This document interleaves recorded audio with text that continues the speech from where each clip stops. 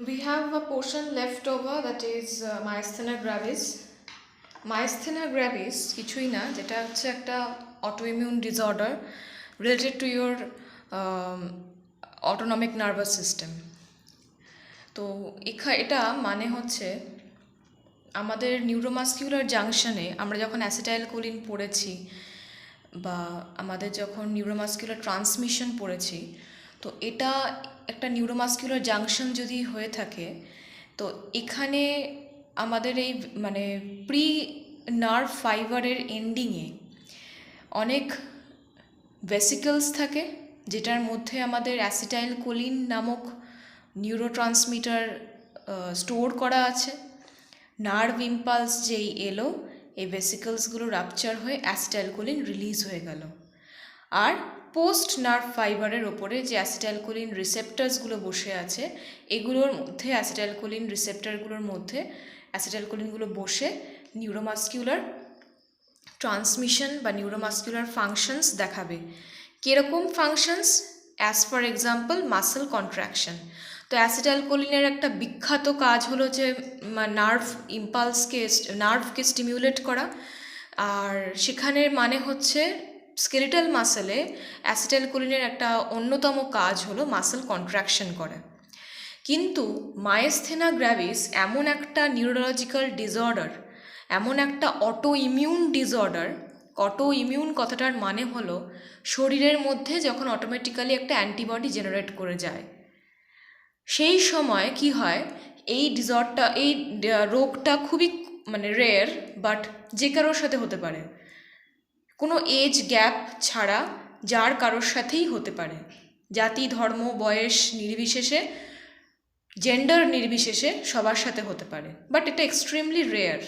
কি হয়, এই একটা প্রি নার্ভ ফাইবার, এখানে আমাদের ভেসিকলসের মধ্যে অ্যাসিটাইলকোলিন স্টোর্ড আছে, অ্যাসিটাইলকোলিনগুলো রিলিজও হলো, কিন্তু অ্যাসিটাইলকোলিন রিসেপ্টার্সগুলো সব শেষ হয়ে গেছে, মানে কেউ যেন খেয়ে নিয়েছে অ্যাসিটাইলকোলিন রিসেপ্টার্সগুলো, সেলগুলো যেন এনগালফ করে নিয়েছে।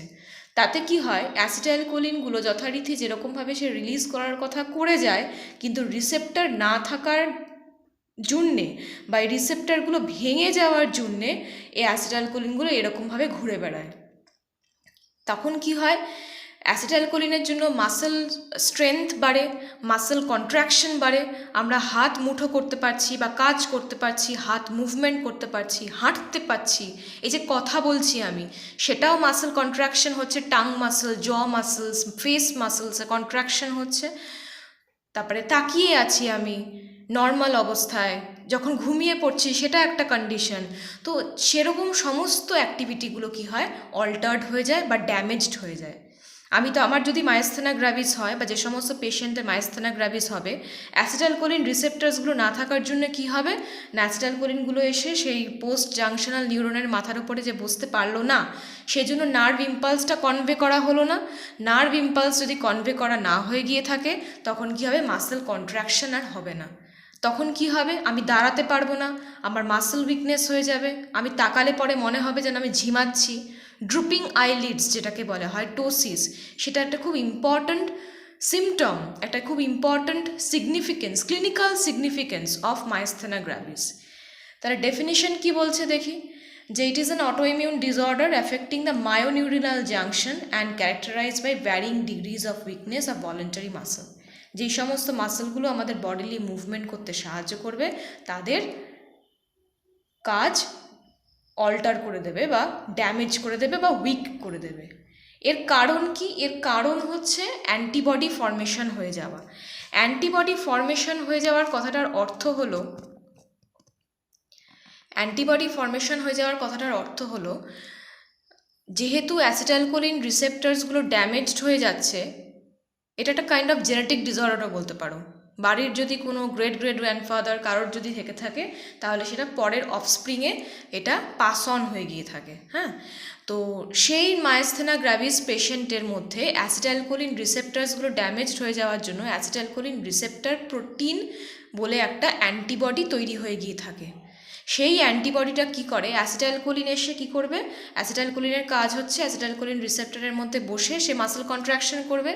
তো সেহেতু অ্যাসিটাইলকোলিনের যা সমস্ত ফার্মাকোলজিক্যাল অ্যাক্টিভিটি বা ন্যাচারাল যে সমস্ত অ্যাক্টিভিটিগুলো হয়ে থাকে, সেই অ্যান্টিবডিগুলো সেই অ্যাসিটাইলকোলিনের কাজগুলোকে বন্ধ করে দেবে এবং সেই অ্যান্টিবডিগুলোই অ্যাসিটাইলকোলিন রিসেপ্টরের উপর বসে সেই অ্যাসিটাইলকোলিন রিসেপ্টরসগুলোকে ভেঙে দেবে, কাঁচির মতন কাজ করে, ভেঙে দেয়। তাতে কি হবে না, মাসেল কন্ট্রাকশন হবে না, ধীরে ধীরে ধীরে ধীরে তোমার মাসেল উইকনেস হতে থাকবে। সেটা যেখানকার মাসেলও হতে পারে। অ্যাসিটাইলকোলিন পড়ানোর সময় বলেছি তার ফার্মাকোলজিক্যাল অ্যাকশনসগুলো কী কী, তোমার রেসপিরেটরি ট্র্যাক্ট হোক, তোমার পা স্কেলিটাল মাসেল হোক, তোমার গাট মাসেলস হোক, এভরিওয়্যার সমস্ত মাসেলগুলো কী হবে, উইক হয়ে যাবে and this leads to death. এই মানুষ বেশি দিন বাঁচে না এই মায়োস্টেনিয়া গ্র্যাভিসের। ট্রিটমেন্টটা হয়ে গিয়ে থেকে অনেক ইম্প্রুভমেন্ট হয় ঠিকই, বাট একটা না একটা সময় গিয়ে তার রেজিস্ট্যান্স হয়ে যায়, এই ভালো হয় না কোনো দিনও। হ্যাঁ, আচ্ছা, রিস্ক ফ্যাক্টরসগুলো কী কী, যেমন এর আগেই বললাম যে myasthenia gravis is extremely rare neurological autoimmune disorder, কিন্তু জাতি ধর্ম আর জেন্ডার নির্বিশেষে যে কোনো মানুষের হতে পারে। ওকে, ফিমেলস জেনারেলি দেখা গেছে যে clinically female age under 40 years, male gender of age over 60 years এদের বেশি হয়ে থাকে। আচ্ছা, অ্যাজ ফর এক্সাম্পল অমিতাভ বচ্চনের চোখ দেখবে, it is the symptom of myasthenia gravis. Drooping eyelids কীরকম হবে দেখতে। আচ্ছা, ফ্যাক্টার্স কী কী হবে, যেমন হয়তো ফ্যাটিগ, অতিরিক্ত কাজ করতে করতে, যেগুলো ফিজিক্যাল ফ্যাক্টার্স, এগুলো রিয়েল রিজন নয়, এগুলো হচ্ছে একটা মানে এগুলো হচ্ছে এক একটা ফ্যাক্টার্স যেগুলো মায়োস্টেনিয়া গ্র্যাভিস হওয়া আর মায়োস্টেনিয়া গ্র্যাভিসকে আরও অ্যাগ্রাভেট করে দেওয়া, মানে আরও গাড়িয়ে দেওয়া ডিজিজটার পেছনে রোল প্লে করে থাকে। সেটা হচ্ছে ফ্যাটিগ, অতিরিক্ত কাজ, উইদাউট রেস্ট, তাদের ক্ষেত্রে এটা দেখা যেতে পারে। ইলনেস, যে কোনো রকমের নিউরোলজিক্যাল ইলনেস, সেই সমস্ত নিউরোলজিক্যাল ড্রাগস খেয়েছো সেগুলো কিন্তু এই মায়োস্টেনিয়া গ্র্যাভিসের আরও অ্যাগ্রাভেট করে দেবে। যে কোনো রকমের stress is a main factor for several disease. হাজারো একটা ডিজিজের জন্য স্ট্রেস একটা খুব ইম্পর্ট্যান্ট ফ্যাক্টর, আর স্ট্রেস একটা খুব অন্যতম ওয়ার্স্ট কারণ। তো স্ট্রেস তো এখানে হবেই, কারণ অটোইমিউন ডিসঅর্ডার। এক্সট্রিম হিট, আচ্ছা হিট দিলে কেন হয়, অতিরিক্ত হিটে কি হবে, আমাদের সোয়েটিং হবে।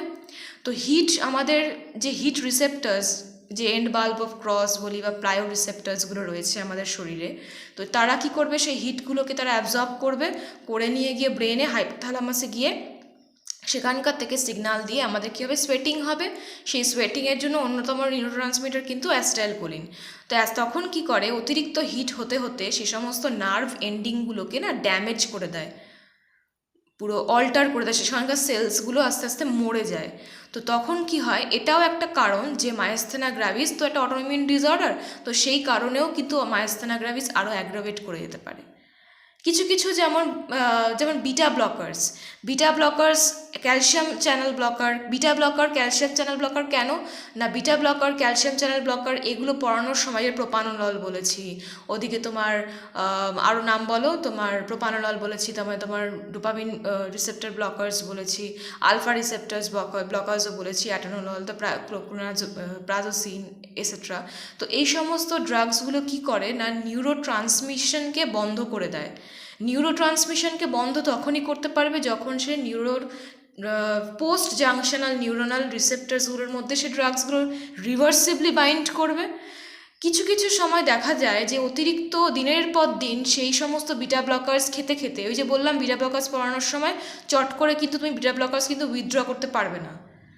প্রোপানোলল দিচ্ছ, তুমি চট করে কিন্তু প্রোপানোলল কিন্তু উইথড্র করতে পারবে না, তখন কিন্তু নিউরোলজিক্যাল ফাংশনস কিন্তু পুরো উল্টো হয়ে যাবে, তখন কিন্তু হার্ট অ্যাট্যাকের প্রবণতা আরও বেশি বেড়ে যাবে, বলেছি এগুলো পড়ানোর সময়। তো কেন হচ্ছে না, এই বিটা ব্লকার্স কিন্তু নিউরোনাল ট্রান্সমিশনের যে পাথওয়েটা সেটাকে কিন্তু বন্ধ করে দেয়। সেই পাথওয়েটা কীভাবে বন্ধ করবে না, পোস্ট জাংশনাল নিউরোনাল মাসেলের যে রিসেপ্টার্স, বিটা রিসেপ্টার্স রয়েছে, অ্যাগনিস্ট রিসেপ্টার্স বলো, যাই কিছু বলো, তো সেই রিসেপ্টার্সগুলোর ওপরে সেই বিটা ব্লকার্সগুলো এসে বসে রিভার্সিভলি বাইন্ড করে নিউরো ট্রান্সমিশনকে বন্ধ করে দেবে। নিউরো ট্রান্সমিশনকে যদি বন্ধ করে দেয় তাহলে তার সমস্ত কাজগুলো বন্ধ হয়ে যাবে।